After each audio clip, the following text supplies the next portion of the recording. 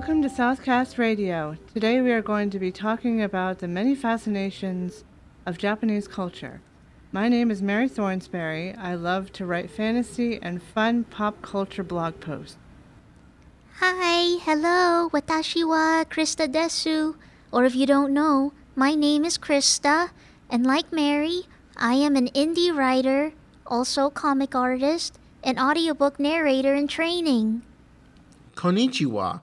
I'm Christina Hart, and I love playing the guitar and painting. Wow, Christina, you are an amazing musician. I love writing poetry, and I have a awesome poem to share later about a special part of Japanese culture. Hi, my name is Annie, and I like to sing Who Will Stop the Rain and a song from Broadway. My mom and my sister went to Japan once, and they liked it. My mom had a walker, and people were respectful and let her go by. She enjoyed seeing the building. When I was in high school, my plan after I graduated was to go to college and take language classes and drawing classes and move to Japan to work on animation. By the time I graduated, however, I had already fallen in love with so many other different types of art, I felt drawn to focus on painting and writing, and I'm still taking art classes. I have to say, I'm a little jealous of the shape of their island. It's like the shape of a sea dragon, while I heard someone say that the Philippines is shaped like a sloth. I am going to talk about the relationship between Japanese culture and Hawaiian culture. In the 18th century, a group of Japanese sailors was on a ship sailing in the Pacific Ocean off the coast of Japan. A rain and windstorm out at sea blew their ship off course and pushed it very far to the east, well away from Japan. They were lost at sea for 70 days until an American ship found them and led them to Oahu in Hawaii. There they met King Kamehameha I. They had a house built just for them with a private chef and guards until they were able to return to Japan. In 1868, 140 Japanese workers were contracted to work in almost slave-like conditions for $3 a month, plus room and board on the pineapple plantations and sugar mills in Hawaii, until they rose up together in a general strike. About 16% of the population of Hawaii is Japanese, with 25% of them living in Honolulu, the capital of the U.S. state of Hawaii. I learned a lot of information about the Japanese people and the Hawaiian people while researching this segment. There's a lot more to learn out there, so please check it out. Check out the YouTube channel Streams of History for an incredible video on the Japanese sugar plantation workers. I heard my people, the Filipinos, were once contracted to work in Hawaii at the sugar mills and the pineapple plantations too. My people are hardworking, but even $3 is so measly. I never knew that. The history makes me sad, but I am glad even though the Korean people were sent to plantations, we are strong. I prepare an original poem about cherry blossoms I would like to share now. I love cherry blossoms. They're so beautiful, and a lot of cultures have festivals around their blooming. A cherry blossom party poem by Eva June. The cherry blossom is the flower of the cherry tree. It blooms in the springtime for you and for me. Japan has bush cherries and bird cherries in the soft spring weather. You and I can sit beside them and drink green tea together. The flowers of the wild plum cherry trees are so lovely and pretty. You might even see them in your city. You may even find Kansan cherries, known for being as bright as fresh berries. Petals color the spring with sweet and adorable flowers. It comes down on heads like moonlit shower. One may find cherry blossoms scattered across the U.S., but in Japan, can you see them in excess? Cherry blossom season flows smoothly with petals on the wind. Wait for a sharp breeze though, and you will start to grin. Thank you. I will have more poems soon. Marvelous poem. That sounded really relaxing. It made me want to lounge under a cherry blossom tree. Eva, you wrote a good poem. You make the flowers sound so pretty. I am going to play a Japanese song on piano called My Neighbor Totoro.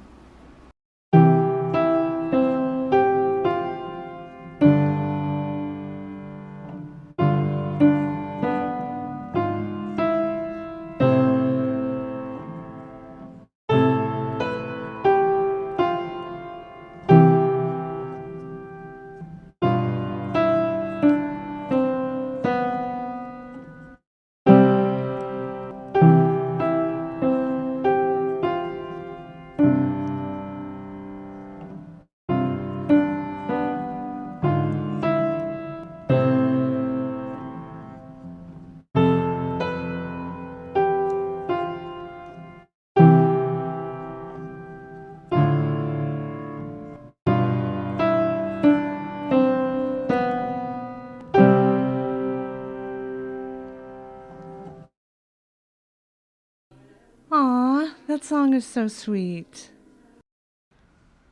Annie, you are a great piano player, and today I wanted to interview another great musician, Christina Hart.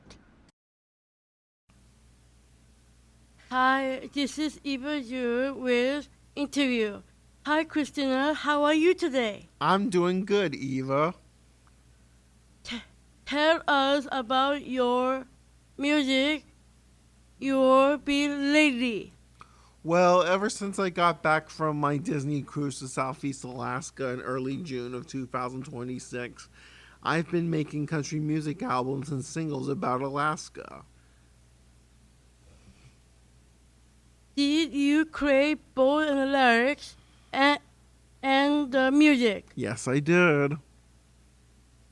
Tell me, where do you get the inspiration when you write the lyrics? Where I get my inspiration from, I'll share an example, and this is true. When I was in Alaska earlier back in June of 2026 of this late spring and into early summer, when I was in Alaska, I kind of thought, hey, I could sell my music here and promote it. Then I got the inspiration to feel like I should write about Alaska, because someone I talked to on social media, on Facebook, on my musician page before I took it down, when I was telling audiences in Alaska on Facebook saying, hey, a product is coming your way. Some guy named Dave, who's a singer and songwriter and who lives in Alaska, told me that he writes songs about Alaska himself, and that's where I got my inspiration to write songs about Alaska from. I really enjoy listening to your music. I like to hear them when they are finished. You will be able to hear it, Eva, because it's available everywhere worldwide and on all digital platforms and stores. Tell me, how do you feel when you feel your music? I feel great. It looks like I'm actually having a conversation with someone in a very far away place or more. Thank you, Christina, for your music. I am so happy when I were to say good job in your music. Next, another special special interview. Stay blessed and relax with your music rest of the day. If you want to find my music, please search the name Christina Hart on any music platform. Today, I would like to talk about a pretty niche type of writing that was created in Japan. It's called light novels, and it's actually a medium that I like to read and create myself. My goal on talking about light novels is to make them more mainstream, especially for young adult readers, to show more appreciation to the medium. What are light novels? Light novels, in my opinion, are like manga, Japanese comics, but in the form of a written book. They can be standalone, or they can be a bonus content for animes that exist. Very popular medium made in Japan, but pretty niche in other countries. You'll know light novels by their ridiculously long, on-the-nose titles. Titles like That Time I Got Reincarnated as a Slime or The Ascendance of a Bookworm. What makes light novels pretty unique is that they have illustrations alongside the writing, usually in manga or anime style. They're also easy to pick up and read for beginners, but can be enjoyable for veteran readers of literature. Unlike its Western counterpart, light novels use fewer words per book. Novels from the West use about 70,000 words per book, while light novels are compared to a novella about 50,000 words or less per book. Light novels come in many genres, but the main genre that light novels, a lot of them, are isekai, a type of portal fantasy genre where a character is teleported to another world, usually by being hit by a truck, which fans call truck-kun. Reincarnated to a completely different person in a fantasy world thanks to truck-kun. You could find light novels in Barnes & Noble or sometimes local libraries. I highly recommend this YouTuber. He is called That Light Novel Channel, at That Light Novel Guy. He shares awesome recommendations of light novels that everyone should check out. He also reviews them. One of the light novels I recommend others should check out is Beast Tamer, Ningen Fusion, Adventurers Who Don't Believe in Humanity Will Save the World, and The Weakest Tamer Began a Journey to Pick Up Trash. Light novels are something for manga and literature readers to behold. They deserve more notice, so give them a chance and read more light novels. That was a fantastic segment about light novels.